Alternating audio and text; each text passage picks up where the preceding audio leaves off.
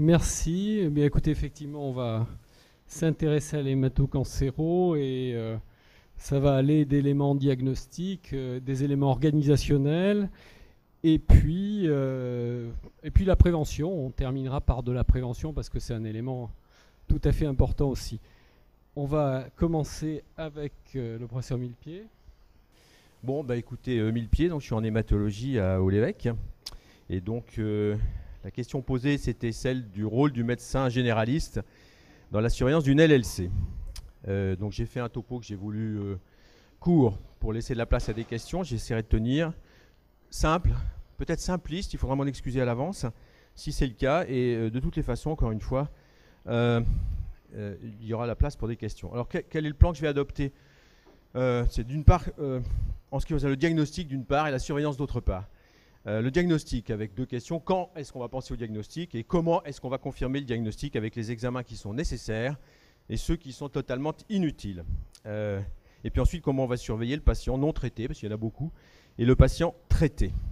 Le diagnostic, quand? Je pense que, évidemment, c'est d'abord un adulte qui a plus de 40 ans, voire plus de 50 ans. La médiane d'âge de la leucémie lymphoïde chronique dans notre pays, c'est 72 ans au diagnostic. Il n'y a pas de leucémie lymphoïde chronique chez des patients de moins de 20 ans, ça n'existe pas, sauf dans des circonstances très exceptionnelles sur lesquelles il n'est pas question de revenir. Et donc une hyperlymphocytose chez un enfant doit faire penser à d'autres choses, et c'est chez un adolescent à éventuellement, encore une fois, des viroses ou des syndromes mononucléosiques. C'est donc un adulte, et il présente une hyperlymphocytose sur la numération formule sanguine en valeur absolue. Pourcentage, évidemment, comme vous le savez, n'a pas beaucoup d'intérêt. Et on retient en règle générale 5000, 5 gigas, c'est la mode maintenant, 5000 lymphocytes par millimètre cube. Au-delà de 5000 lymphocytes par millimètre de mercure, on est en droit d'évoquer chez un adulte la possibilité de ce type de diagnostic. Et surtout, le deuxième point, c'est que cette hyperlymphocytose supérieure à 5000 persiste au-delà de 6 à 8 semaines. Autrement dit, on ne se focalise pas sur un seul examen, on va refaire la numération en règle générale un peu plus tard. Donc, quelles sont les circonstances de découverte? Aujourd'hui, dans la plupart des cas, c'est fortuit. Numération formule sanguine réalisée dans le cadre d'un bilan pour X, Y ou Z, enfin pour tout un tas de choses que vous connaissez aussi bien que moi, bilan de santé, autres maladies. Donc, c'est vraiment la cause la plus fréquente et donc on est assez souvent confronté. Dans environ 30% des cas, ça va être devant un syndrome tumoral, c'est-à-dire que le patient se présente avec des adénopathies ou une splénomégalie. Et donc, à ce moment-là, évidemment, dans le cadre d'un bilan de débrouillage de ces adénopathies ou de cette splénomégalie, on va faire une numération formule sanguine, première chose à faire, qui va montrer l'hyperlymphocytose. Et puis, vraiment, dans des cas très rares, la découverte de la leucémie lymphoïde chronique se fera au moment de complications, soit parce que le patient présente des infections récidivantes, mais en général, on fait assez vite une numération, soit parce qu'il y a un épisode d'anémie hémolytique auto-immune, il est anémique, il est jaune, il est fatigué, ou d'une anémie sans être hémolytique, ou d'une thrombopénie avec des accidents hémorragiques, et en règle générale, ou éventuellement des bleus, des choses comme ça. Donc, globalement, l'adulte âgé qui a une hyperlymphocytose persistante et qu'on découvre de façon fortuite, c'est à peu près souvent comme ça que ça se passe. Comment est-ce qu'on va faire le diagnostic qu'il s'agit bien d'une leucémie lymphoïde chronique? Ce qui est nécessaire, c'est la persistance, j'insiste là-dessus, de l'hyperlymphocytose. Deuxièmement, c'est que le laboratoire vous dit qu'il s'agit de petits lymphocytes matures et quelquefois, vous allez voir écrit sur le résultat de la numération formule sanguine, présence d'ombre de Gumprecht. Alors ça, évidemment, ça fait peur. Qu'est-ce que c'est? C'est la photo qui est en bas à gauche. Vous voyez, c'est l'espèce de pâté mauve. Il y a les petits lymphocytes qui sont tous à peu près pareils, matures, c'est les petites taches bleues, si on voit ça. Et puis, il y a une espèce de pâté au milieu, c'est l'ombre de Gumprecht. C'est quoi? C'est que les lymphocytes de la leucémie lymphoïde chronique sont fragiles. Et que quand on fait un frottis pour faire une formule sanguine, eh ben, on les escagasse et à ce moment-là, on a ces pâtés de lymphocytes. C'est ça l'ombre de Gumprecht. Et les vieux hématologistes, comme moi, quand on a une hyperlymphocytose et des ombres de Gumprecht, c'est presque à coup sûr une leucémie lymphoïde chronique. Donc, ce mot-là, qui effraie quelquefois et les collègues et les patients, n'a pas d'autre intérêt. Bref, une hyperlymphocytose, éventuellement des ombres de Gumprecht. Et puis, l'examen qu'il faut faire à ce moment-là, c'est un immunophénotypage des lymphocytes du sang périphérique. Une numération avec un immunophénotypage. Et cet immunophénotypage va s'attacher à rechercher l'expression ou la non-expression de 5 marqueurs qui sont listés ici. Ce n'est pas la peine de vous embarrasser avec ce genre de truc. Et si le score de ces marqueurs est de 4 ou 5, c'est une LLC. Donc ça veut dire CD5+, 23+, CD22 faible, FMC7 négatif et immunoglobuline de surface faible égale LLC. Si c'est moins de 3, ça n'est pas une LLC. Ça peut être un autre syndrome lymphoprolifératif pour lequel la démarche sera éventuellement proche, mais ça n'est pas une LLC. Voilà. Et évidemment, il y a des formes un peu indépendantes. Mais globalement, c'est comme ça que ça se passe. Donc je fais un immunophénotypage et je vois le résultat. Et ça peut se faire dans un laboratoire de ville. En général, les laboratoires envoient ça à un laboratoire centralisé et les résultats reviennent. Et c'est parfaitement fait. C'est très codifié, c'est très facile. Il y a assez peu de risque de se planter. Ce qui est nécessaire en deuxième lieu, une fois qu'on a fait l'immunophénotypage, c'est demander au patient si par hasard, si on ne le connaît pas déjà bien entendu, s'il n'a pas des hémogrammes antérieurs. Pourquoi? Pour voir quelle est l'antériorité de l'apparition de cette hyperlymphocytose. Et quelquefois, les patients qui ont été vus à droite, à gauche, il y a beaucoup de nomadisme, vont amener des numérations sur lesquelles on va s'apercevoir qu'un an plus tôt, voire même 2 ans plus tôt, il y avait déjà beaucoup de lymphocytes. Enfin, en tous les cas, trop de lymphocytes. Et c'est un élément intéressant parce que ça va donner une idée du tempo évolutif de l'affaire en question. S'il y a 2 ans, le patient avait déjà 6000 lymphocytes et que vous le voyez, il en a 10 000 2 ans après, bah oui, d'accord, c'est sans doute une LLC, mais ça ne va pas vite et on a tout à fait le temps de se reposer. Donc, première chose, l'hémogramme antérieur. Deuxièmement, l'examen clinique. Simple. Pourquoi est-ce qu'on a besoin de faire un examen clinique? Parce que c'est ça qui va permettre de classer la leucémie lymphoïde chronique dans un stade, qui est le stade de Binet particulier. Donc, on va examiner cliniquement les aires ganglionnaires périphériques. Et pour la classification de Binet, une aire ganglionnaire, c'est par exemple au niveau cervical, l'aire cervicale droite et gauche, c'est une aire ganglionnaire. Axillaire droite et gauche, c'est une aire ganglionnaire, etc., etc. Vous avez le schéma ici. Et donc cette classification de Binet par monsieur le professeur Jacques-Louis Binet, toujours vivant parmi nous, même s'il est très âgé maintenant, reconnaît 3 stades dans la leucémie lymphoïde chronique. Le stade A, il y a moins de 3 aires ganglionnaires périphériques. Stade C, on va voir, c'est quel que soit le nombre d'aires ganglionnaires touchées, le patient a une anémie inférieure à 10 grammes par litre, et ce théoriquement quel que soit le mécanisme de l'anémie, et ou une thrombopénie inférieure à 100 000, et ce théoriquement quel que soit le mécanisme de la thrombopénie. Et puis le stade B, c'est qu'un patient il a plus de 3 aires ganglionnaires, ou au moins 3 aires ganglionnaires, ni anémie, ni thrombopénie. Qu'est-ce qu'il en est au point de vue épidémiologique? Au diagnostic, plus de 70% des LLC sont de stade A. À peu près 20% sont de stade B et il y en a moins de 10% au diagnostic qui sont de stade C. Donc, examen clinique. Ce qui est inutile au moment du diagnostic, à titre systématique, le scanner n'a aucun intérêt, le PET scan n'a aucun intérêt, la biopsie ganglionnaire n'a aucun intérêt, le myélogramme ou la biopsie de moelle n'ont aucun intérêt, et l'évaluation cytogénétique des lymphocytes du sang périphérique n'a aucun intérêt si on n'envisage pas de mettre en route un traitement. Aujourd'hui, numération, immunophénotypage, examen clinique, point barre. D'accord? Tous les autres examens n'ont aucun caractère obligatoire ou systématique. Quelle est l'évolution de la LLC? À partir du diagnostic, on a dit donc à peu près 75% des patients sont stade A. Sur ces 75% qui ne réclament aucun traitement, la moitié vont rester stables sans aucun traitement et leur espérance de vie est strictement superposable à celle de la population générale du même âge. Pas de différence, pas de surmortalité, rien du tout. Dans la moitié de ces 75%, il va y avoir une évolution vers un stade B ou un stade C. Cela, il va falloir les traiter. D'accord ? Et puis pour les patients qui sont stade B ou C au diagnostic, 25% à peu près des patients, on va mettre en route un traitement à ce moment-là parce qu'il va y avoir nécessité de faire ce traitement. Donc globalement, diagnostic facile et pronostic bon dans une très grande majorité des cas. Alors, est-ce qu'il faut adresser en consultation spécialisée d'hématologie? Oui, sans doute. Mais est-ce que c'est urgent? Pour un stade A, et vous êtes parfaitement capable de faire un diagnostic de stade A, il n'y a strictement aucune urgence. Si bien que, compte tenu des délais de consultation, si on vous dit je verrai votre patient dans 6 mois, ce n'est pas dramatique parce qu'il ne va rien se passer a priori dans les 6 mois qui viennent. Il n'y a pas de problème particulier avec ce truc-là si on est sûr d'avoir tous les éléments dont je vous ai parlé. Stade B, bon, il faudra prendre un peu plus rapidement, 2-3 mois. Les seules urgences, ce sont les stades C.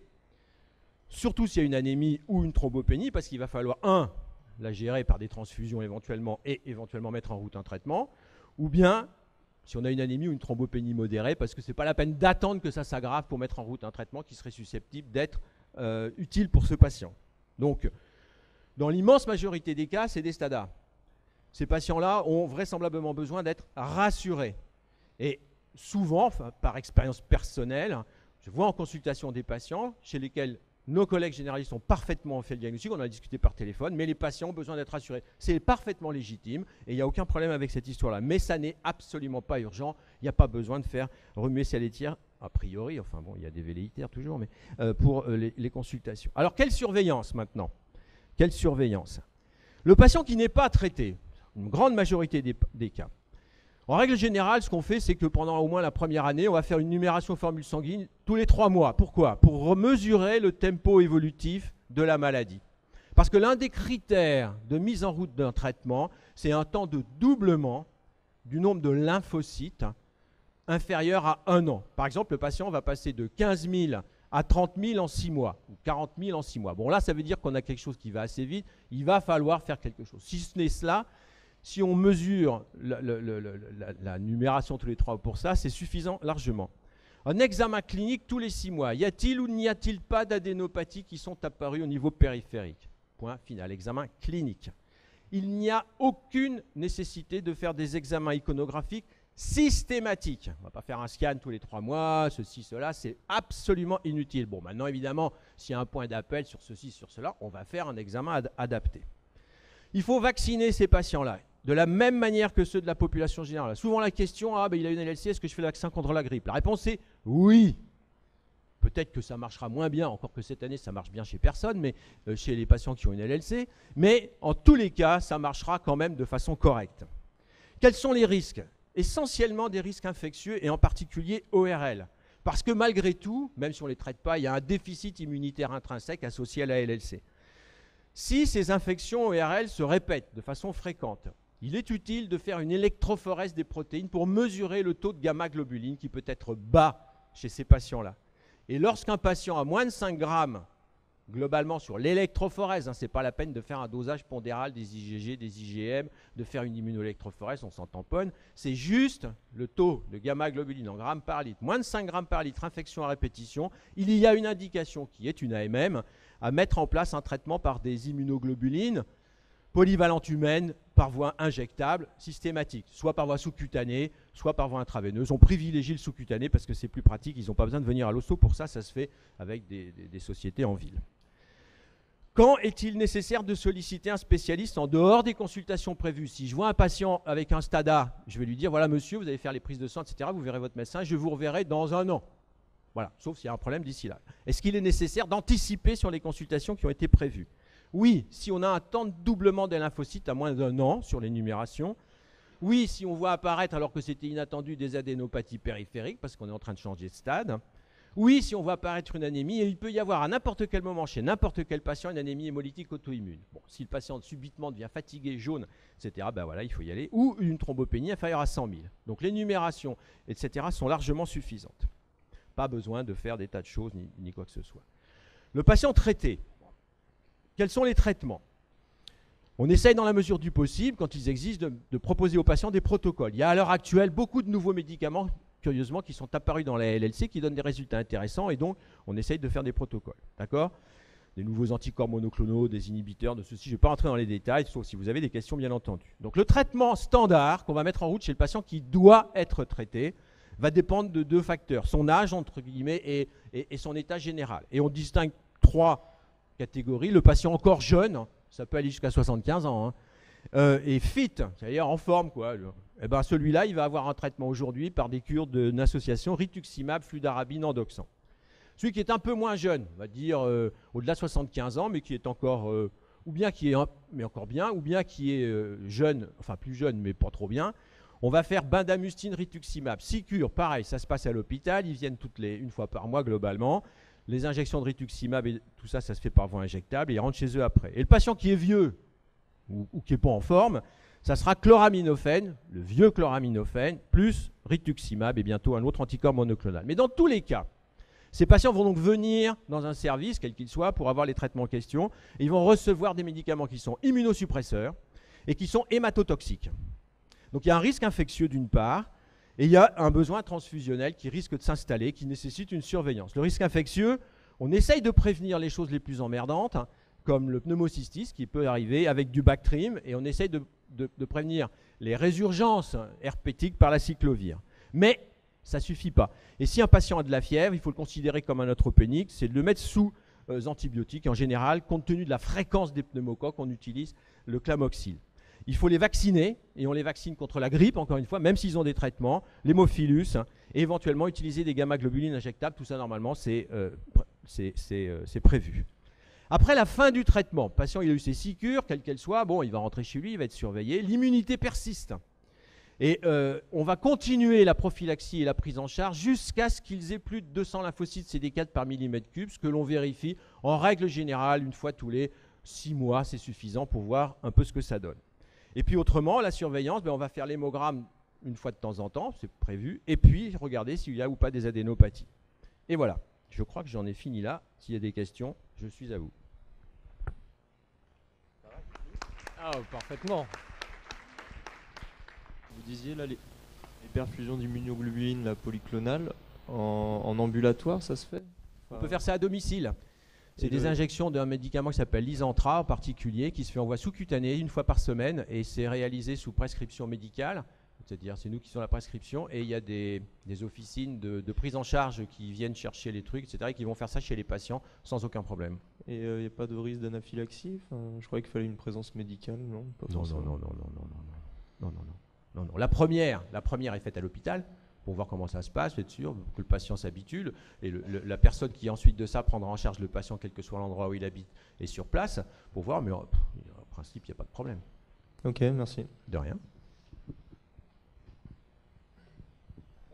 Si, il y a une question là, il y a un monsieur.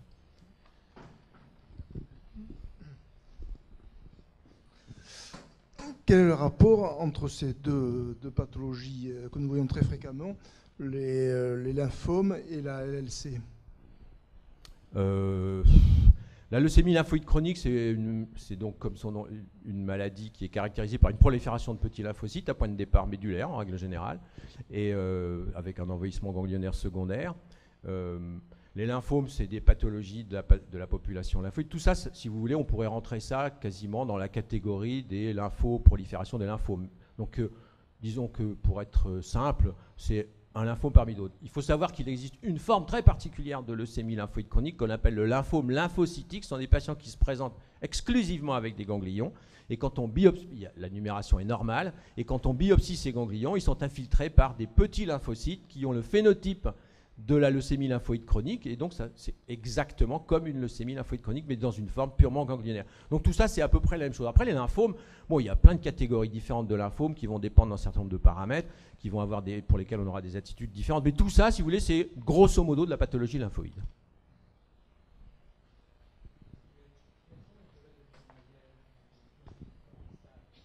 Donc le STADA qui ne progresse pas, qui représente, c'est la durée de vie, c'est la même que celle de la population générale du même âge.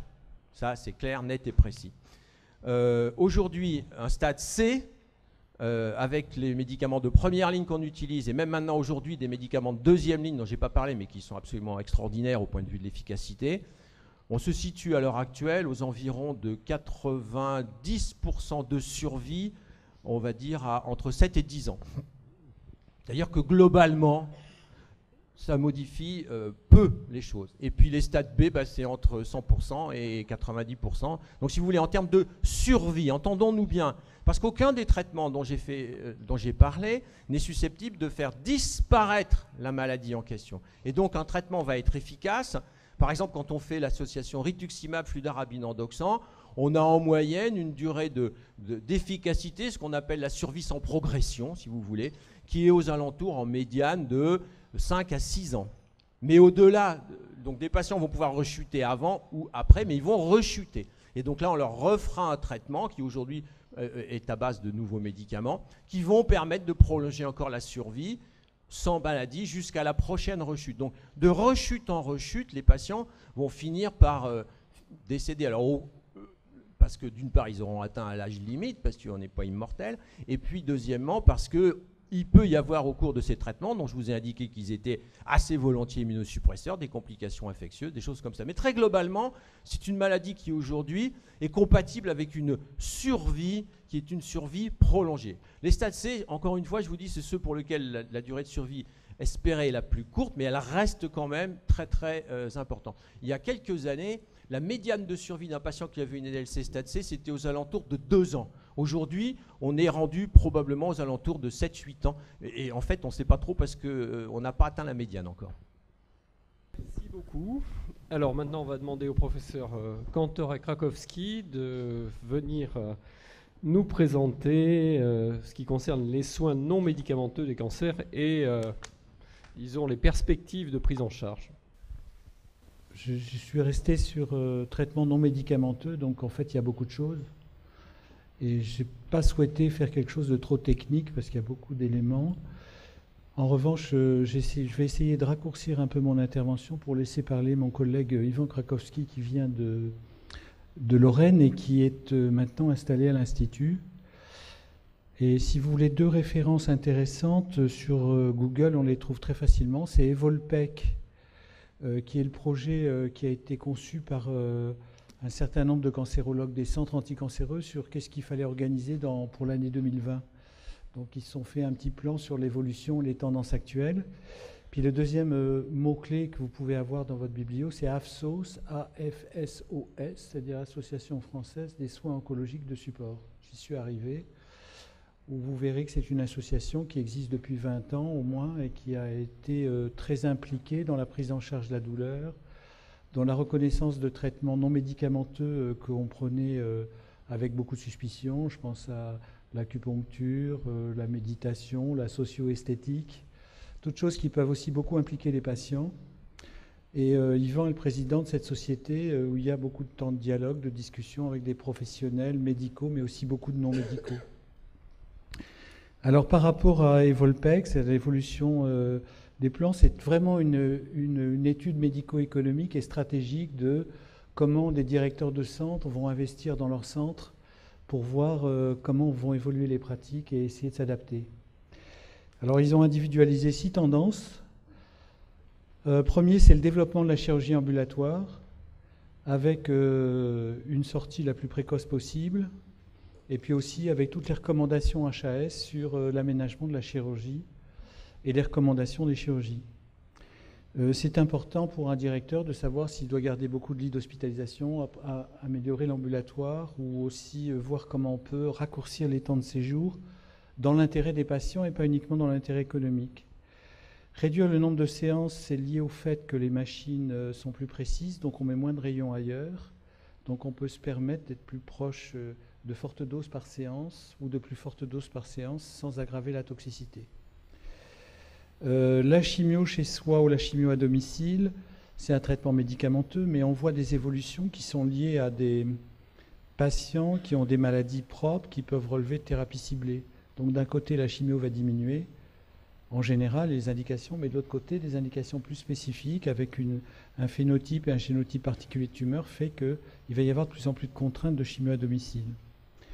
C'est la conséquence de la génétique moléculaire, qui est un enjeu considérable pour nos patients, parce que sur certains cancers du poumon, on a des espérances de guérison dans des groupes très petits pour telle identification. Donc on arrive à avoir des identifications beaucoup plus impressionnantes. La radio interventionnelle, c'est un enjeu considérable. Alors qu'il y a aussi, actuellement, il y a des débats politiques de groupes catégoriels qui disent il faut qu'on défende cette discipline, qu'il soit valorisé, etc. Il y a toujours dans ces expressions de tendance des conséquences économiques qui sont sous-jacentes. Et puis les soins de support. Alors je passe vite sur les 5 premières tendances. La chirurgie ambulatoire, on peut imaginer que dans 2020, en prévision, 50% de la chirurgie du cancer du sein se fera en ambulatoire. C'est beaucoup. On voit qu'actuellement, c'est de l'ordre de 15%, 10% en ambulatoire. Ce qu'ont noté les experts, c'est que leurs parents ou leurs conjoints étaient traités en ambulatoire. Donc c'est un peu quelque chose qui est un peu la preuve de confiance, mais qui est que quand on en a l'accès ou les moyens, on le prend plus facilement. Ça va diminuer des lits et puis ça va augmenter les places ambulatoires. Bon, ça, c'est pas que des propos politiquement corrects, c'est aussi le fait que ça correspond à un besoin. Il y a une deuxième évolution qui est très importante, c'est les réhabilitations rapides en chirurgie. Alors les chirurgiens, en particulier digestifs, appellent ça le fast track. L'HAS a sorti un rapport qui est très intéressant en 2014, où il note bien que ce qui est défavorable et qui ralentit la convalescence, c'est l'anxiété, la peur, d'où l'intérêt de préparer les gens et de les informer. C'est assez évident, hein, que les gens qui sont en mauvais état général ont des convalescences plus longues, que les actions de stress métabolique avec des séjours à jeun, des choses comme ça sont importantes, que l'hypothermie est un élément très important, que la prévention des nausées et vomissements est un élément considérable pour la convalescence ultérieure. Ileus prolongé et l'utilisation d'antalgiques type morphinique peut aggraver beaucoup les choses, donc il faut trouver aussi bien adapter les éléments antalgiques, aider les gens à avoir un meilleur sommeil, et puis éviter les drains. Donc en chirurgie digestive, ils évitent les sondes urinaires, les sondes digestives, et ils commencent à avoir des pratiques qui sont beaucoup plus souples sur l'agression instrumentale du patient. Alors dans l'autre sens, préparation psychologique, information, réduction de la chaîne inflammatoire, dénutrition, tous ces éléments. Et puis il y a aussi l'activité physique reprise précocement dans la suite de chirurgie abdominale et est aussi des éléments de convalescence beaucoup plus faciles. Donc ça, c'est une perspective d'évolution qui va être probablement aussi importante que le fait de l'ambulatoire et des séjours raccourcis. Radiothérapie, il y a des enjeux qui ne sont pas toujours clairs. J'en parle d'autant plus facilement que je suis radiothérapeute. Il y a à la fois des enjeux techniques et des enjeux médico-économiques. Donc raccourcir, on diminue le nombre de séances, le traitement est plus court, la toxicité peut être comparable à ce qu'on a maintenant. Ça pose des problèmes par rapport aux équipements, aux évolutions de plateau technique. Donc c'est sous-jacent aussi à une amélioration du plateau technique. Ce que l'on voit, c'est des choses que l'on ne voyait pas avant, comme des traitements raccourcis, en particulier pour des petits cancers bronchiques, pour les cancers de la prostate, où les enjeux peuvent être importants sur les durées de séjour et les durées de répétition de séances. Ça augmente probablement un peu le nombre d'accélérateurs. Je ne suis pas sûr que ce soit pas une revendication catégorielle. Et puis ensuite, le financement avec des questions qui peuvent être importantes pour le secteur libéral.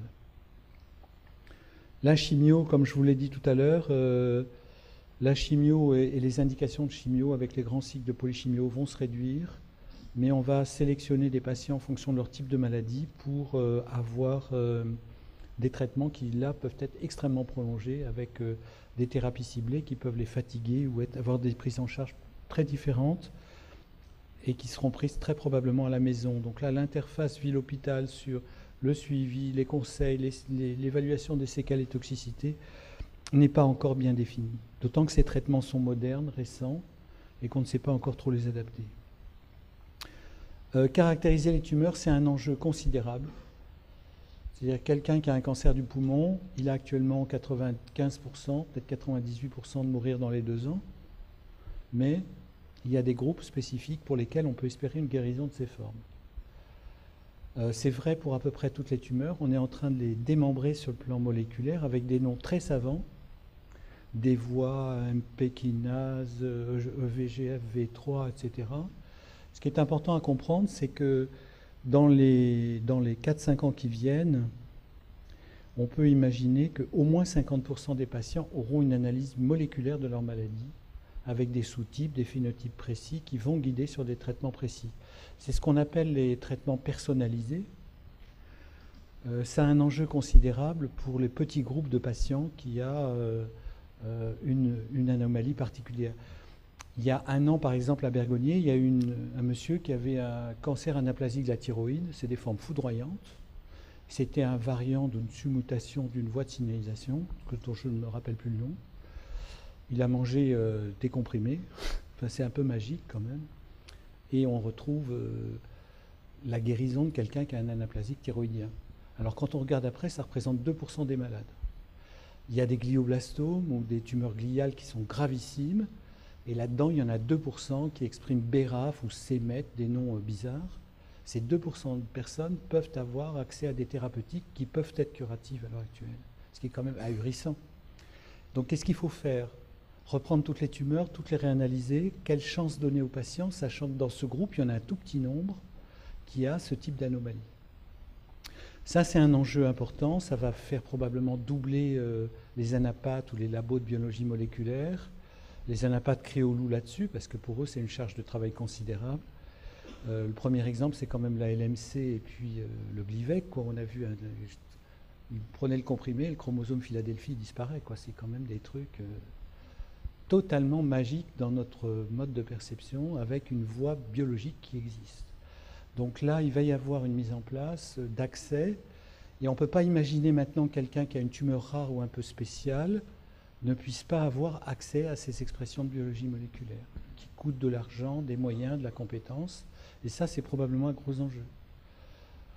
Après, quand on voit quelqu'un qui a une maladie incurable, on espère toujours qu'il va être dans les 2%. Et si on arrive à l'identifier, c'est quand même un enjeu majeur.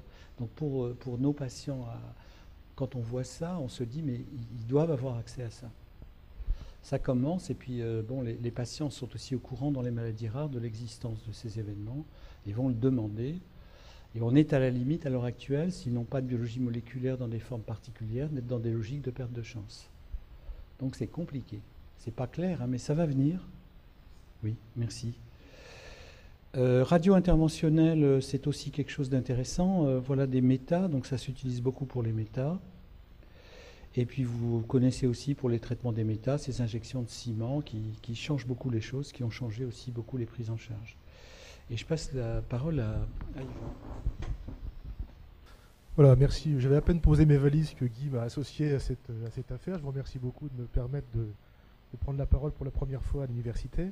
Et donc sur un sujet dont vous avez déjà entendu parler et qui vous concerne au tout premier chef, qui sont donc ces soins de support, une terminologie peut-être un petit peu nouvelle pour décrire l'évolution des organisations. On ne va pas parler de science trop, mais d'organisation. Vous avez la définition ici qui a été adoptée dans la circulaire de 2005 qui a réorganisé la cancérologie dans notre pays. Vous savez qu'on est dans le 3e plan cancer et actuellement se réfléchit l'organisation de ces soins de support dont vous avez donc la définition ici.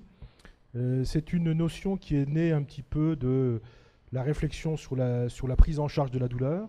Moi je suis oncologue médical et médecin de la douleur et c'est ça qui m'a entraîné vers cet aspect, donc dans la prise en charge des cancers que je prends comme un oncologue normal, et puis comme médecin de la douleur. Et finalement, c'était aussi la réflexion sur les soins palliatifs, c'est un sujet d'actualité. L'idée, c'est finalement d'avoir une prise en charge très globale de la tumeur, du patient, de son entourage, comme un peu dans les soins palliatifs, mais là, à toutes les phases de la maladie. Et c'est ça qui a été réclamé par les patients lors des États généraux en 2008. Alors Guy vous a parfaitement exprimé finalement les causes de la naissance de cette organisation des soins de support. La cancérologie est en pleine révolution, évolution, comme d'autres pathologies évidemment, hein, mais c'est un modèle vraiment d'accélération du progrès, de résultats inespérés et surtout d'augmentation du taux de guérison avec des malades qui guérissent mais avec certaines séquelles pour certains, donc il faut s'occuper d'eux aussi dans ces circonstances, et puis de maladies qui vont durer en situation métastatique, non plus pendant quelques mois, mais pendant quelques années, voire dizaines d'années. Et aujourd'hui, vous le savez, une femme qui a un cancer du sein de bon pronostic, avec des métastases osseuses, peut vivre plus de 10 ans, avec effectivement cette gestion de la douleur, de l'ostéoporose, de l'indication de radiologie interventionnelle, toutes ces affaires. Sur cette diapositive, malheureusement, vous ne voyez peut-être pas très bien du fond, je m'en excuse, vous avez l'histoire classique, d'une maladie, on va dire négligée, c'est de moins en moins, mais ça arrive encore, d'une jeune femme qui va arriver à Bergognier pour une prise en charge d'un cancer du sein qu'elle a un peu négligé. Elle vient de divorcer, elle a 2 enfants, elle vient de quitter sa région, c'est une histoire vraie, et il faut la prendre en charge assez rapidement. Il va falloir gérer parallèlement la prise en charge optimale de sa tumeur et puis s'organiser pour qu'elle puisse effectivement recevoir ces traitements, cette opération, cette radiothérapie et ces traitements médicaux. Et vous voyez ici qu'il y a plein de choses à mettre en place en même temps, une voie veineuse centrale, un traitement antalgique, une orthèse d'épaule parce qu'elle a un problème de lymphœdème, Un accompagnement social, elle est seule. Un accompagnement psychologique, c'est la panique, elle est dénutrie, elle fume comme un pompier, et il va falloir la remettre à domicile. Et finalement, aujourd'hui, les enjeux, ils sont d'être capable de s'organiser à l'hôpital, mais également en ville, pour pouvoir assumer cette prise en charge. Vous avez ici, finalement, tous les besoins qui relèvent, finalement, de la médecine générale. Hein, vous êtes complètement impliqué dans cette affaire, de ces différents symptômes qui vont être à gérer au quotidien et pour lesquels il faut évidemment qu'on invente des nouveaux modèles que ceux qu'on a aujourd'hui, et en particulier une communication entre nous qui soit optimisée. Je vous rappelle que la douleur, qui était le premier symptôme dont se plaignaient les malades il y a encore 5 à 10 ans, eh bien aujourd'hui est en 2e ou 3e position. Et avec les nouvelles thérapeutiques, ce sont la fatigue qui arrive vraiment en premier lieu. On a maintenant des traitements extrêmement efficaces dans les nausées et vomissements, et on voit que les symptômes évoluent aussi et qu'il faut inventer de nouvelles pratiques, comme l'activité physique adaptée, dont on a montré que pendant les traitements chimiothérapiques, ils allaient considérablement améliorer la fatigue et aider les gens justement à lutter contre ces symptômes, parallèlement à la prise en charge de l'anémie ou des choses aussi. Donc on voit que les choses évoluent. Sur ce schéma, finalement, vous avez l'évolution idéale d'un malade qui va guérir, hein, avec une prise en charge initiale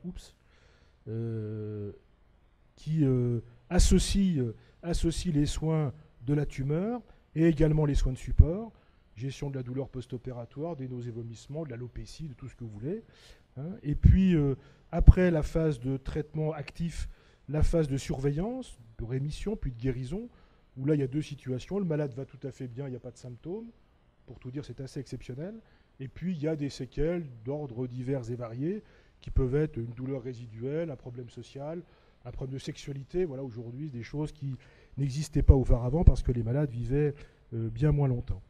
Deuxième situation, c'est le malade qui ne va pas guérir, malheureusement, mais qui va, pendant des mois, des années, des dizaines d'années, avoir à être pris en charge, notamment après la phase initiale, dans cette période palliative qu'on distingue en 2 parties. Une partie palliative initiale où il y a une place pour les traitements spécifiques, chimiothérapie successive, etc., radiothérapie, cimentoplastie, et puis une phase où le patient est en phase terminale et où là, il n'y a plus de place pour les traitements spécifiques. L'objectif, c'est d'éviter ce schéma. C'est-à-dire, pendant la période des traitements spécifiques, on ne s'occupe pas de la prise en charge des symptômes, on y va avec nos traitements médicaux, chimiothérapiques et autres. Et puis, à la phase avancée, on va continuer des traitements qui ne sont pas adaptés et qui vont finalement obérer l'espérance de vie, détruire le confort de vie et altérer la fin de vie aussi pour la famille, avec ces notions de deuil pathologique qu'on peut voir. Une publication très importante en 2010, c'est celle qui a montré que la double prise en charge par une équipe d'oncologie traditionnelle, on va dire, notamment aux États-Unis où les soins de support ne sont pas aussi développés qu'en France, et une équipe de soins de support ou une équipe de soins palliatifs, augmente la qualité de vie, of course, permet aux patients d'exprimer plus facilement ses désirs en situation de maladie incurable, et donc de nous aider à éventuellement arrêter certains traitements, et puis, fait nouveau, augmente l'espérance de vie. C'est-à-dire que les cancers bronchiques non à petites cellules métastatiques qui sont pris en charge de cette façon-là vivent plusieurs mois de plus que les patients qui sont pris en charge de façon, on va dire, ancienne. Et donc c'est une notion importante. Évidemment, l'explication, c'est patient moins déprimé, moins anémique, qui vomit moins, qui est moins douloureux, qui dort mieux et qui supporte mieux les différentes lignes de chimiothérapie qu'on va lui offrir ou les thérapies ciblées. Donc ça, c'est une notion tout à fait importante. Sur ce schéma, et j'ai bientôt fini, voilà un petit peu ce qui résume notre challenge aujourd'hui. À gauche, ici, les soins spécifiques, hein, on va appeler ça l'oncologie de papa, hein, celle qu'on a connue quand on était étudiant, avec les différentes spécialités. Et puis, cette armée mexicaine des soins de support qui se développe, hein, la prise en charge de la douleur, la psycho-oncologie, la nutrition, qui a un rôle extrêmement important, la rééducation, les soins palliatifs dans les situations de phase avancée. Et puis, il va falloir que ces mondes-là communiquent, prennent des décisions ensemble. Et c'est au niveau des RCP, évidemment, des réunions de concertation pluridisciplinaires que l'enjeu doit s'en faire, la mayonnaise doit prendre, et qu'on doit être capable, effectivement, de mettre en condition le patient pour recevoir ces différents traitements.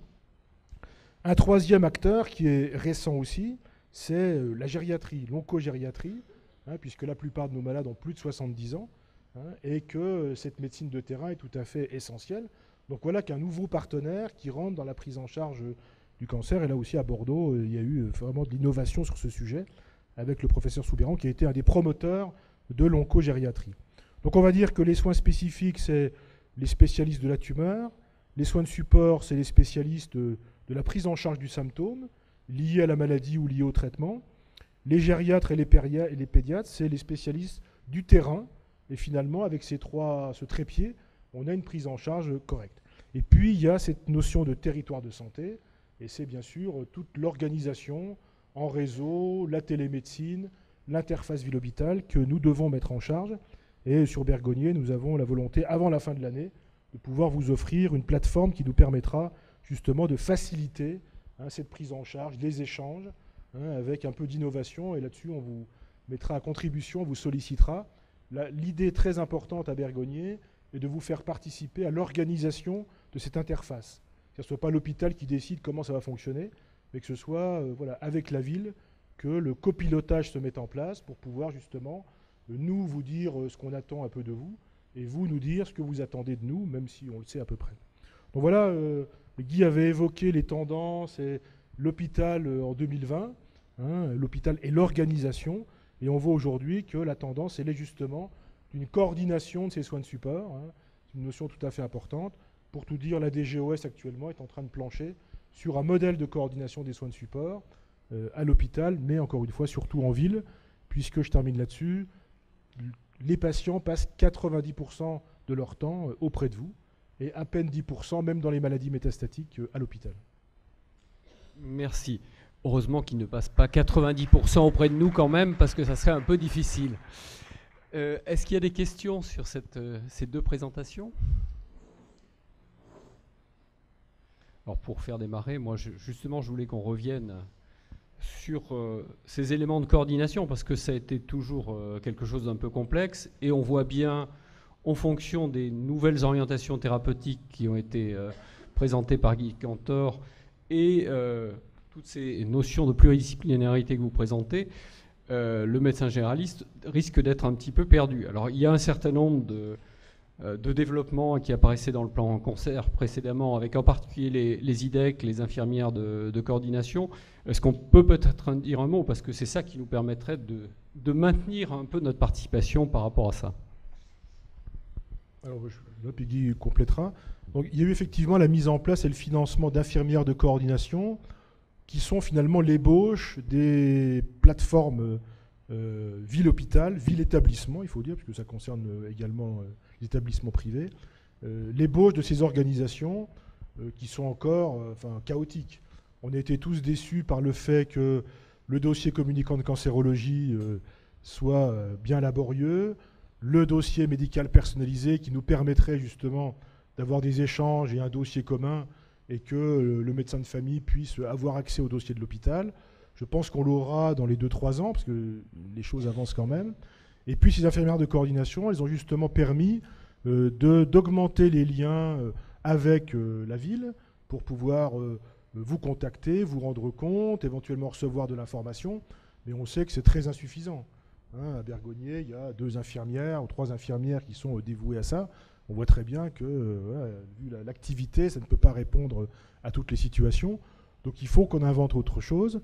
Et l'idée, c'est d'avoir donc un copilotage d'une plateforme d'organisation, encore une fois, par l'établissement et par la ville, dans une démarche de projet pilote, avec un guichet unique. C'est-à-dire que l'idée, c'est que demain, le médecin de famille que vous êtes aura un numéro à Bergonié, et il saura trouver la personne qui lui apportera la réponse, soit immédiatement, soit avec un délai, mais avec un suivi important. Et puis mettre en place des outils de télémédecine pour éventuellement faire du suivi à domicile de certains patients, par exemple en soins palliatifs, pour éviter les allers-retours et faire de la consultation conjointe.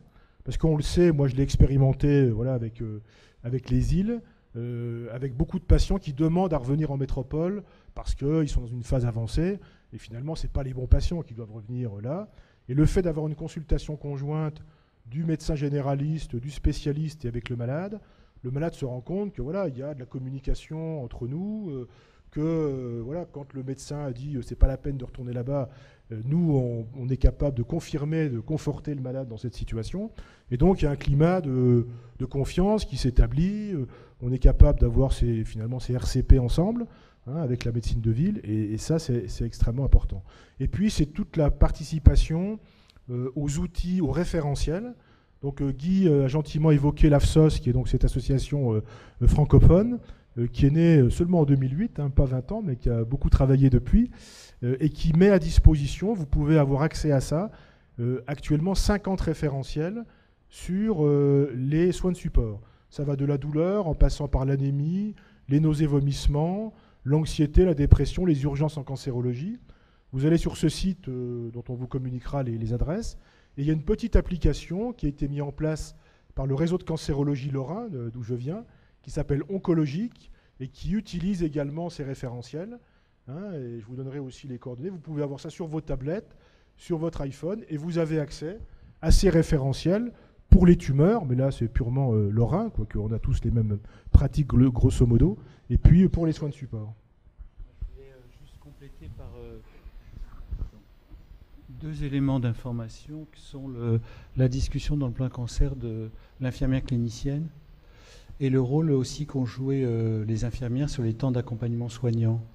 Alors c'est assez hospitalier, mais en fait il y a toute une partie d'explication pratique qu'on n'avait pas le temps matériellement de prendre en charge et qui a été très prise en charge par des infirmiers ou infirmières qui expliquent très bien la démarche. Et c'est très utile pour les patients sur leur prise en charge médico-sociale, mais aussi sur les petits trucs, les gestes, les conséquences. Et dans le plan cancer, c'est identifier le rôle de l'infirmière clinicienne. C'est donc une profession intermédiaire. C'est pas une infirmière qui va être surveillante pour faire sa routine, mais c'est quelqu'un qui va avoir une pratique un peu plus avancée, soit dans des soins spécifiques, soit aussi dans des prises en charge médico-sociales. Et ce rôle-là, il est pour le moment bloqué pour des raisons politiques. Il faut savoir que les professions intermédiaires, il faut les payer plus cher. Comme il n'y a pas de sous ou d'autres conflits, on ne paye pas tout de suite. Mais c'est une des préoccupations réelles des infirmières cliniciennes et aussi des infirmières avec des pratiques avancées qui vont considérablement tous nous aider parce qu'elles sont tout à fait capables de réaliser mieux que des spécialistes ou des généralistes des actes qu'elles feront quotidiennement. On l'a vu dans d'autres disciplines médicales. Et ça va être probablement un vrai progrès pour les prises en charge et les coordinations. Merci. Eh bien, écoutez, on va peut-être poursuivre.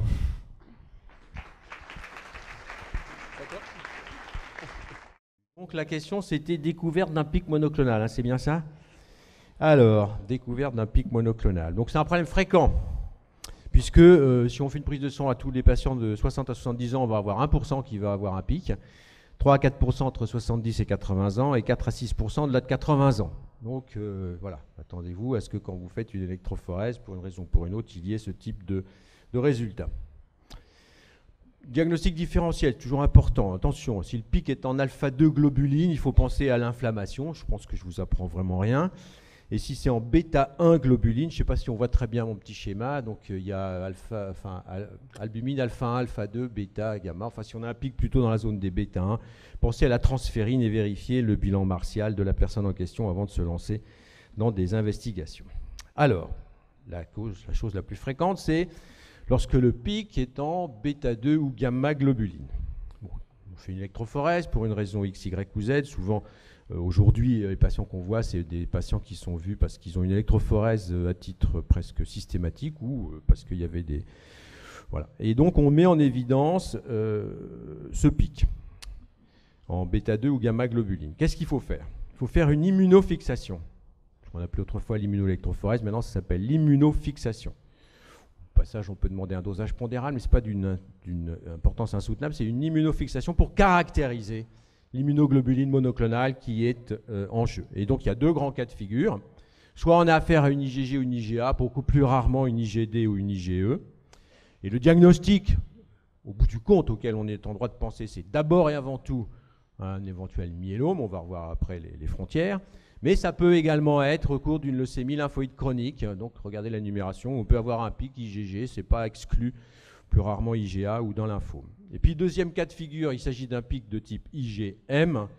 Et là, soit c'est ce qu'on appelle une immunoglobuline monoclonale bénigne, peu importe, soit on est dans le contexte d'une maladie dite de Waldenström, voire d'une LLC encore une fois. Donc dans un contexte de syndrome plutôt lymphoprolifératif, alors que dans les IgG et les IgA, là on est davantage dans la question du myélome. Et c'est important de savoir à quoi on a affaire parce que la stratégie va dès lors être un tout petit peu différente. Donc voilà, j'ai un pic, ok, bêta 2 gamma, qu'est-ce que c'est? IgG, IgA, je pars vers le myélome plutôt, et IgM plutôt vers le machin. Alors, on m'a dit que mon pic était IgG ou IgA, j'ai mis IgD ou IgE en tout petit parce que c'est quand même exceptionnel. Moi, depuis que je fais de l'hémato, j'ai dû voir, je ne sais pas, je crois 3 myélomes à IgD et 0 myélome à IgE. Donc, vous voyez, ce n'est pas la peine de chasser les moutons à 5 pattes. Par définition, ils n'existent pas.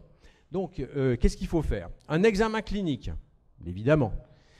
Savoir s'il existe ou pas des adénopathies, pathosténomégalie, des douleurs osseuses spontanées provoquées. Bon. Et des examens biologiques simples, la numération, si elle n'avait pas déjà été faite, une calcémie, une créatininémie. Pourquoi? Parce que comme on a pensé à myélome, la première des choses à faire, c'est de savoir si éventuellement il y aurait un retentissement calcium, créate, parce que ça, c'est des urgences. Et là, il y a plusieurs cas de figure. Soit il y a des adénopathies périphériques, et il y a une hyperlymphocytose en plus, éventuellement. Donc on passe davantage à un syndrome de type lymphoprolifératif. On se retrouve quasiment dans la catégorie d'avant, c'est-à-dire un peu la LLC ou ce genre de choses. Mais voilà. Soit il y a des douleurs osseuses, ou bien une hypercalcémie, a fortiori une insuffisance rénale, ou une anémie. Et dans ces conditions-là, il faut vraiment évoquer la possibilité qu'il s'agisse d'un myélome. Et là, ça devient urgent. D'accord ? Il va falloir faire des radiographies osseuses, myélogramme biopsie de moelle, protéinurie des 24 heures.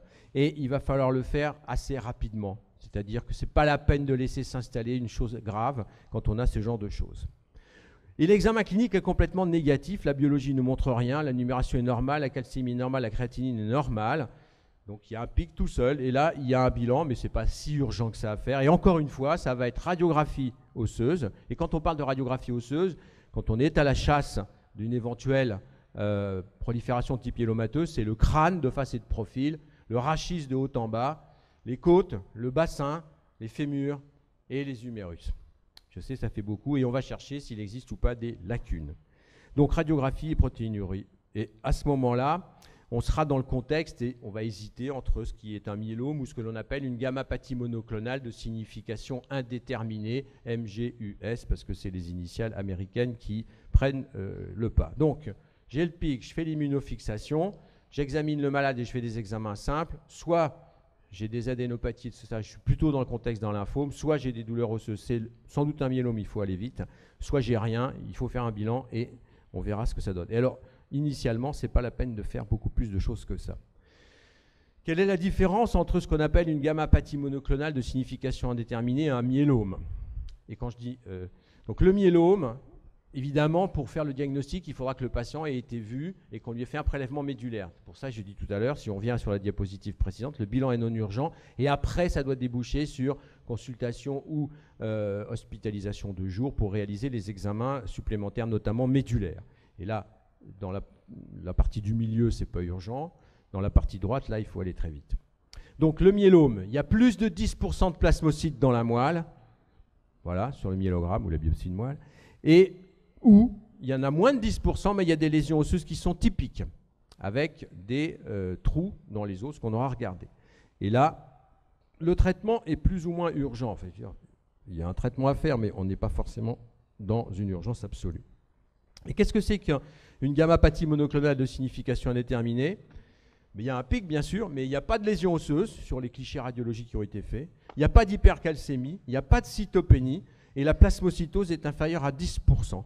Il n'y a strictement aucune urgence chez ces patients-là. Ces patients-là vont être simplement surveillés, sans aucun traitement, par des consultations et des électrophorèses qui sont effectuées au départ tous les 3 mois, un peu comme tout à l'heure, pour voir s'il y a une évolutivité particulière. Et puis quand on se sera rendu compte que ça ne bougeait pas, on va les surveiller de façon beaucoup plus relaxe, une fois tous les 6 mois, voire une fois tous les ans, si le pic reste stable. D'accord ? Donc, 2 catégories différentes. Oui, bah voilà, c'est ça. Alors aujourd'hui, bon, il y a des choses un peu plus compliquées qui sont mises en route à partir du moment où le patient nous est confié, on va faire une IRM, des machins, etc. Mais je pense que c'est pas utile de rentrer dans tous ces détails-là. C'est pas utile non plus de se lancer dans le dosage des chaînes légères sériques qui coûtent très cher pour les patients. C'est pas remboursé, ça n'est remboursé, enfin ça n'est pris en charge que quand c'est fait à l'hôpital. Attention à ça. Donc voilà. Donc la première des choses, c'est ça. J'allais dire d'un point de vue du médecin généraliste que vous êtes. C'est-à-dire ce genre de choses assez simples. Et ensuite de ça, deuxième cas de figure, c'est une IgM. D'accord. Et là, c'est pareil. Examen clinique. Est-ce qu'il y a des adénopathies, une splénomégalie? Est-ce qu'il y a des dysesthésies? Bon, voilà. Est-ce que le patient se plaint d'avoir des fourmis dans les pattes de façon plus ou moins importante? Et deuxièmement, est-ce qu'il est visqueux au moment où on le voit?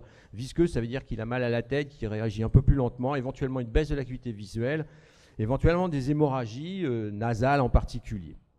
Donc ça, c'est important. Et puis ensuite de ça, examen biologique, NFS plaquette, créatinine encore une fois, mais NFS plaquette, c'est suffisant. Et là, voilà, pour la première fois, on va faire une iconographie avec un scanner, thorax, abdomen, pelvis, pour voir s'il y a des adénopathies profondes, dans la mesure où il existe éventuellement des adénopathies périphériques. Et là, il y a deux grands cas de figure, une fois qu'on a fait ces trucs-là. Il n'y a rien, pas d'adénopathie, pas de dysesthésie, pas d'hyperviscosité.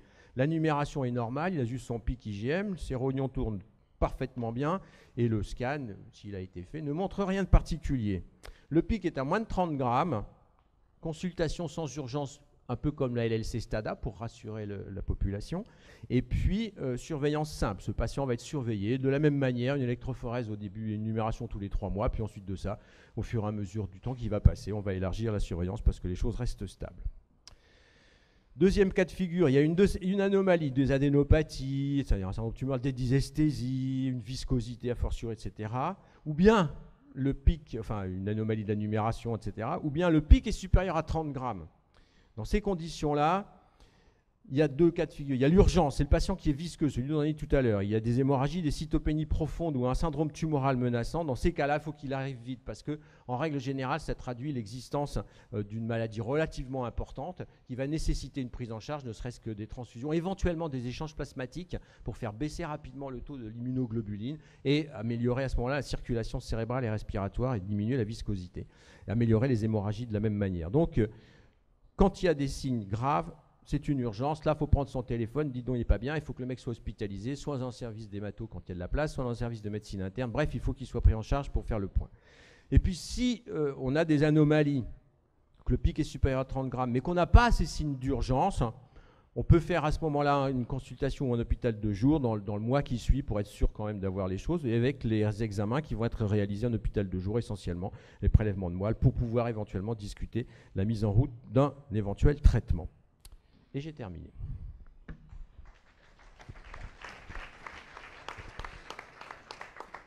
Alors, y a-t-il des questions? Oui.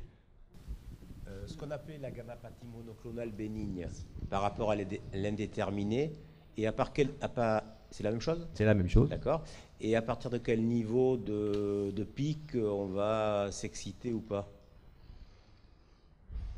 Alors, autrefois, on avait comme niveau d'exigence pour s'exciter, c'était 50 grammes de pic quand c'était une IgG, 30 grammes quand c'était une IgA, toutes choses étant égales par ailleurs, enfin étant normales par ailleurs, bien entendu. Autrement dit, tant qu'il n'existe pas de lésion osseuse, de retentissement rénal ou calcémique, la hauteur du pic intervient finalement assez peu.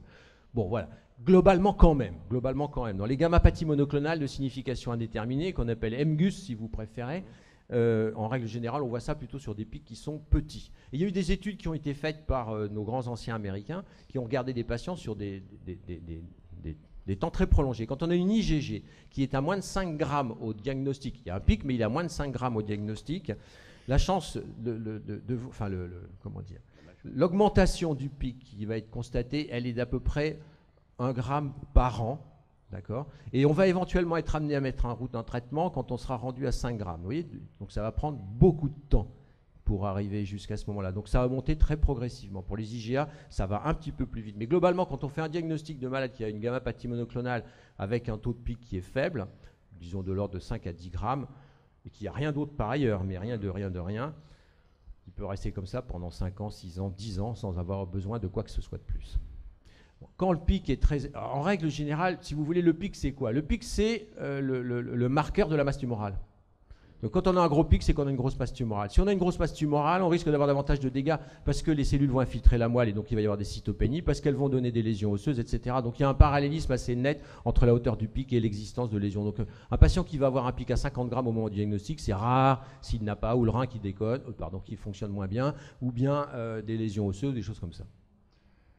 Je pose un petit peu la même question. J'ai un patient pour lequel j'ai diagnostiqué un pic monoclonal de cause indéterminée. Je me souviens même de l'année, en 2002. Il va toujours très bien. Je lui fais ce bilan une fois par an. Il m'a posé deux questions. La première, c'est quelle est la probabilité, la question est peut-être idiote, de transformation maligne vers, par exemple, un myélome.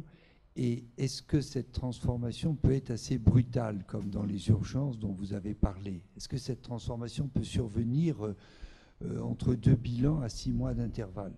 Dans votre cas, là, de ces patients qui est suivi depuis 2002, c'est ça? C'est ça. Ça fait plus de 10 ans maintenant. Oui. Et donc ça monte tranquillou. Oui, exactement. Voilà. Le risque que ça puisse évoluer vers quelque chose de plus grave existe obligatoirement, mais je ne sais pas quel âge a votre patient. 70 maintenant. 70 ans. 70 ans. Tout à fait possible que votre patient, malheureusement, encore une fois, décède d'autre chose. Au moment où sera venu le temps qu'il décède. Mais parce que la probabilité pour qu'il ait un authentique myélome alors qu'il a 10 ans de recul derrière lui, elle est de l'ordre de peut-être 20% simplement dans les 10 ans qui viennent. Deuxième question, mais parce que vous avez déjà documenté un tempo extraordinairement lent, d'accord?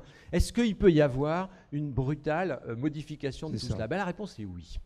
Oui, parce que on connaît beaucoup mieux maintenant comment s'organisent les choses dans un myélome. On sait qu'il peut y avoir donc des anomalies cytogénétiques, je ne vais pas être moléculaire, Guy Cantor en a parlé tout à l'heure, dans le myélome c'est comme ailleurs.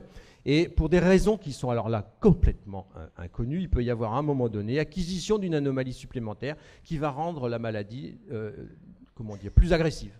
Et donc ça va pouvoir se passer, alors en règle générale, ça ne s'installe pas en une semaine, si vous voulez. Mais si vous voyez votre patient tous les 6 mois, il est possible qu'entre 2 consultations, il dit « Dis donc, je me sens un peu fatigué, là, je ne suis pas très bien, etc. » Et là, vous allez lui faire une bilan, et toc, ah merde, il y a une anémie, ou bien le pic a monté, ou bien il a des douleurs osseuses, etc. Ça, c'est possible. C'est rare, mais ce n'est pas impossible. Et alors, la dernière question qu'il m'a posée, il faudra que je lui donne la réponse. Cet homme est donneur de sang, cela va s'arrêter puisqu'il a 70 ans, ça va s'arrêter incessamment. Est-ce qu'il y a une contre-indication au don de sang dans son cas? En règle générale, quand on a des maladies X, Y ou Z, y compris ce genre de trucs, on n'aime pas trop prendre le sang de ces patients-là. Oui. D'accord. Oui. Quel est le suivi d'une gammapathie bénigne? Est-ce qu'on fait un dosage pondéral une fois par an, tous les 6 mois, que lorsqu'on a des symptômes physiques? Quel est l'intérêt du LDH? LDH, le dosage des LDH, dans le cadre de l'hématologie, dans les lymphomes, toutes les maladies, n'a d'intérêt qu'au moment du diagnostic. Au moment du diagnostic. Après, ça n'a strictement aucun intérêt. Donc, ce n'est pas la peine de s'enquiquiner à redoser les LDH. Pic monoclonal, si on a affaire à un pic monoclonal bénin, comme on vient de dire, une électrophorèse tous les 6 mois tous les 3 mois pendant la première année, puis tous les 6 mois pendant la deuxième année pour être bien certain que les choses ne vont pas très vite, et après c'est une fois par an. Dosage pondéral, aucun intérêt. L'électrophorèse permet de dire ce qui se passe. Si le pic est dans les gamma-globulines, le taux des gamma-globulines vous donne une idée du taux de pic, donc ce n'est pas la peine de poser. J'ajoute à cela que le dosage des IgM en particulier, lorsqu'on demande un dosage pondéral des IgM, il est la plupart du temps faux, et que l'électrophorèse donne de bien meilleurs résultats que le dosage pondéral. Donc une électrophorèse, une numération, un examen clinique, et une fois par an, voire même, moi j'ai des patients, je les vois une fois tous les 2 ans, en leur demandant de faire une prise de sang une fois par an, simplement, je la reçois, c'est bon, tout va bien, au revoir monsieur, dame. À partir de quel taux faut-il préconiser un myélogramme? Il n'y a pas de taux particulier. On va avoir un patient qui va avoir un pic monoclonal, par exemple, un taux de gamma-globuline avec une IgG qui va être à 10 grammes, mais il va avoir des signes osseux et il va avoir une hypercalcémie ou je ne sais quoi, et il va falloir lui faire un myélogramme. Et un autre, il va avoir 35 grammes de gamma-globuline, il n'aura rien. Il faudra lui faire un myélogramme parce qu'on a besoin de savoir dans quelle catégorie on est, mais il n'y aura aucune urgence à faire ce type d'examen. Merci beaucoup. Alors on va passer à la dernière intervention. Je parlais tout à l'heure de prévention. Effectivement, face au problème du tabac, quand même, 74 000 décès, dont 30 000 décès par cancer du poumon. Et le docteur Kinwani a pu faire une recherche de la littérature sur l'intérêt, la place de la cigarette électronique auquel on est confronté. Enfin, nos patients sont très utilisateurs. Merci. Merci. Alors, Sherazade Kinwani, je suis chef de clinique au département de médecine générale et je vais vous présenter assez rapidement les résultats d'une revue de la littérature que nous avons faite au sujet, on va dire, de la prévalence, d'usage, des effets indésirables et de l'efficacité en termes de réduction et d'arrêt du tabac en population générale. Alors, on pourrait, pour donner un autre titre à cette présentation, se poser la question: que sait-on de la cigarette électronique? Alors, si on regarde le verre à moitié vide, on ne dira pas grand-chose. Si on regarde le verre à moitié plein, on va dire qu'on commence à connaître certaines choses, mais qu'il va nous falloir du temps pour pouvoir poser, on va dire, nos conseils à nos patients. Alors, ce qu'on sait en termes de prévalence, donc ce qu'on sait, les résultats que je vais vous présenter sont issus de la dernière enquête baromètre santé, l'enquête baromètre santé 2014, dont les résultats sont parus là il y a quelques semaines. Donc, quasiment la totalité de la population en a déjà entendu parler. Je pense que lorsque l'enquête nous dit 99%, c'est parce qu'on ne tape pas dans les extrémités. Mais tout le monde sait aujourd'hui ce que c'est que la cigarette électronique. Il y en a 26% qui l'ont déjà essayé au moins une fois dans leur vie. Il y en a 6% qui vapotent, c'est-à-dire qui l'utilisent actuellement. Et il y en a 3% qui sont des usagers quotidiens. Donc vous voyez, 26% qui l'ont déjà essayé et seulement 6% qui l'utilisent régulièrement, dont la moitié, c'est-à-dire à peu près 1,2 million des sujets de la population générale, qui sont des vapoteurs quotidiens actuellement en France. Donc là, vous avez l'histogramme en barre, on va dire, des expérimentateurs donc sur votre gauche et des usagers actuels sur votre droite. C'est une présentation en fonction de l'âge et du sexe. En ce qui concerne l'expérimentation, c'est-à-dire le fait d'avoir déjà utilisé au moins une fois dans sa vie la cigarette électronique, il y a effectivement une différence entre les hommes et les femmes. Alors, pour faire simple, c'est comme l'alcool, le tabac. Les hommes l'ont plus souvent essayé que les femmes. Et on constate que plus on est jeune, plus on a des chances d'en avoir déjà au moins une fois essayé, plus particulièrement quand on a moins de 34 ans. Alors, en ce qui concerne l'usage actuel, la différence entre hommes et femmes est moins nette. Elle concerne essentiellement les sujets les plus jeunes. Pareil, pour faire simple, on va dire chez les moins de 34 ans, il y a effectivement de nouveau plus d'hommes que de femmes qui vapotent. Et puis, la différence en fonction du sexe s'atténue dès qu'on commence à atteindre les extrémités d'âge. Par contre, la différence selon l'âge est très nette. C'est vraiment les expérimentateurs et les usagers de cigarettes électroniques, ce sont essentiellement les plus jeunes. Alors, ce que je trouvais intéressant aussi de vous apporter comme éléments, parce que ce sont des éléments qu'on a retrouvés là dans l'étude baromètre santé, c'est des éléments en termes d'inégalité sociale de santé. Parce qu'il y a des différences non seulement en fonction du sexe et de l'âge, mais on sait qu'en fonction de la position sociale de nos patients, ils ont aussi des différences d'usage. C'est quelque chose qu'on savait déjà dans l'usage du tabac, qu'on sait aussi dans l'usage de l'alcool, même si c'est pas si simple que ça à expliquer.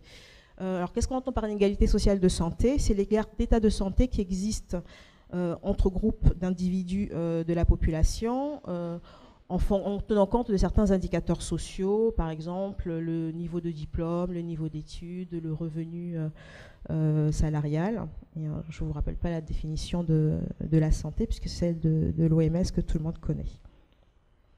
Donc, qu'est-ce qu'on sait du profil du vapoteur en France?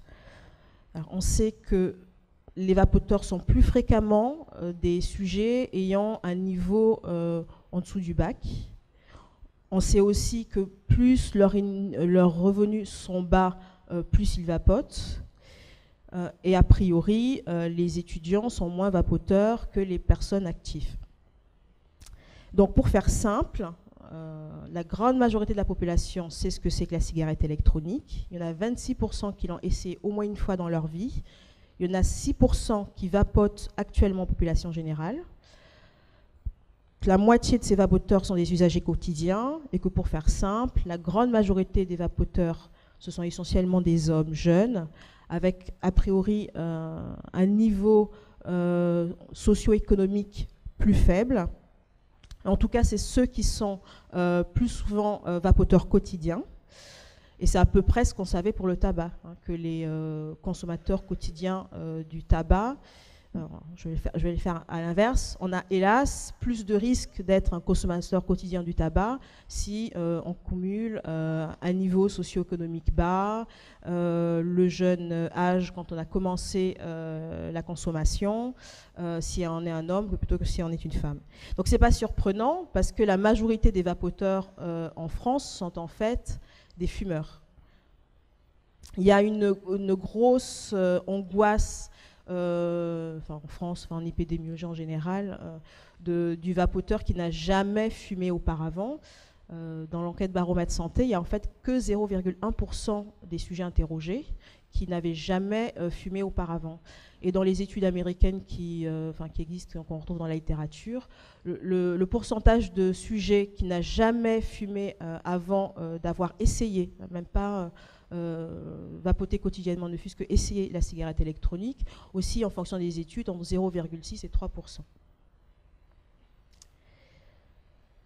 Alors, de quoi est faite la cigarette électronique? Alors, très schématiquement, il y a trois parties. Hein. Il y a la partie électronique, hein, la pile. Vous avez la cartouche dans laquelle il y a le réservoir où il y a ce qu'on appelle l'e-liquide. Et au milieu, vous avez le contacteur, c'est-à-dire ce qui va permettre de transformer le liquide en aérosol ou en vapeur. Le terme vapeur n'est pas approprié, c'est plutôt un aérosol, après que ce liquide a été chauffé par la pile. Que contient l'e-liquide? Il contient essentiellement du propylène glycol et du glycérol, en très très grande majorité, vous voyez, c'est plus de 80% des cas, quelle que soit la marque. Le propylène glycol et le glycérol, ce sont des substances qu'on trouve déjà dans l'alimentation, dans des médicaments. Quand on va au concert de la dernière star de rock, ce sont les fumogènes que l'on inhale toute la soirée. Enfin voilà, donc ce sont des produits qu'on connaît déjà. On sait aussi déjà que ce sont des produits qui peuvent parfois être irritants pour les voies respiratoires.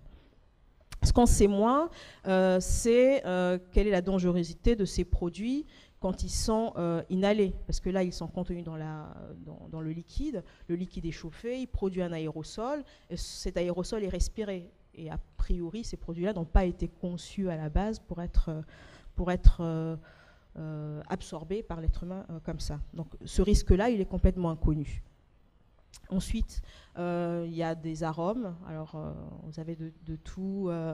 C'est varié. Hein. Ça va de l'arôme nicotine à la fraise, au lotus, aux fruits des bois, au cannabis. Il y a des arômes. Il y a de la nicotine ou pas, puisque vous savez qu'il y a des modèles où il n'y a il y a zéro nicotine. Et puis parfois, on retrouve de l'eau, parfois on retrouve de l'alcool, parfois on retrouve des impuretés, la nitrosamine, du formaldéhyde qui est issu du chauffage du propylène glycol par exemple. Alors, le formaldéhyde, j'en parle parce que, comme vous devez peut-être le savoir, il y a eu un article paru dans le New England Journal assez provoque, travail de recherche d'une équipe de Portland, au sujet du formaldéhyde, et la conclusion en fait de l'article c'était que la cigarette électronique pouvait être 15 fois plus cancérigène que la cigarette conventionnelle.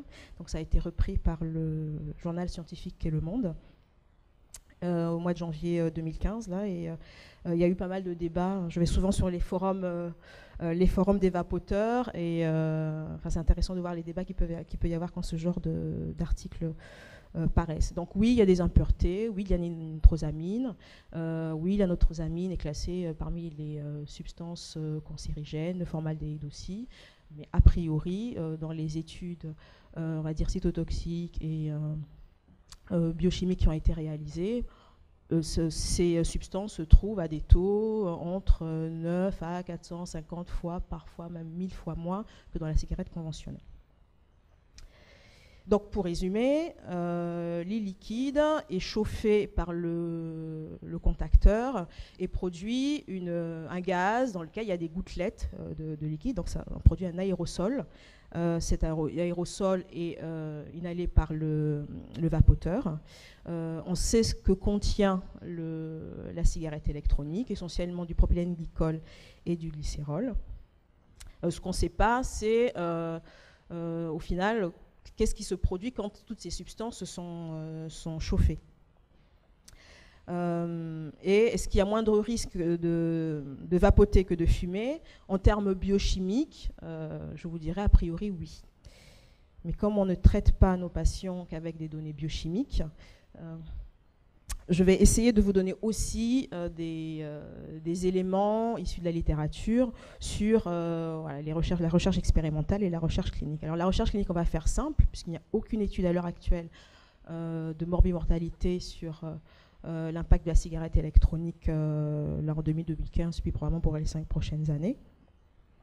En termes de données expérimentales, il n'y a a priori pas d'atteinte cardiaque liée à l'usage de la cigarette électronique. Et encore, c'est une étude qui a été faite en mesurant l'activité cardiaque au niveau échographique. Après, c'était du vapotage immédiat. Donc, dans les 5 minutes après avoir vapoté, on regardait comment le cœur réagissait. Donc, on n'a aucune donnée sur l'effet à long terme sur la fonction EEG.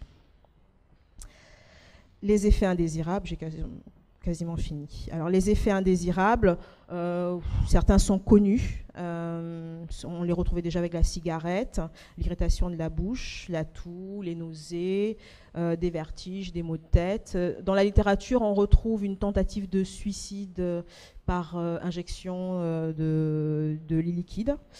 Il n'y a pas d'effet indésirable grave en dehors de celui-là qu'on a retrouvé dans la littérature. Il faut penser à l'irritation cutanée oculaire, hein, surtout quand on vient de débuter le vapotage. Parfois, on se plante en changeant la cartouche et il peut effectivement y avoir du liquide qu'on garde sur les mains. Et c'est très irritant comme substance. Et pensez, il y a une pile, donc voilà, en théorie, elle peut exploser. Alors pour terminer, en termes d'efficacité, ce qu'on sait, c'est que oui, la cigarette électronique peut aider les patients à diminuer leur consommation de tabac ou à arrêter. Ça, on le sait dans un délai finalement très court, qui est de l'ordre de 6 mois à 2 ans. Bon, plus loin, on n'a pour l'instant pas de données. Il n'y a en fait que 2 essais cliniques randomisés qui se sont intéressés à l'efficacité de la cigarette électronique en termes de réduction de la consommation de tabac. Vous voyez que l'un d'eux portait sur une réduction à 1 an et un autre sur l'abstinence continue à 6 mois. Celui sur l'abstinence continue à 6 mois, c'est celui de Bullen qui a été fait en Nouvelle-Zélande. Et grosso modo, ce qu'on sait à l'heure actuelle, c'est que la cigarette électronique pourrait faire aussi bien que le patch, en sachant que ces études en fait, ont été menées avec des très petits échantillons.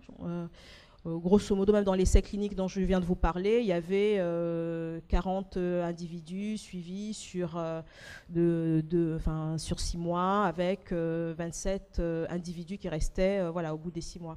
Donc on a quand même des données sur de très très petits individus qui représentent certainement pas les sujets que nous voyons nous en consultation.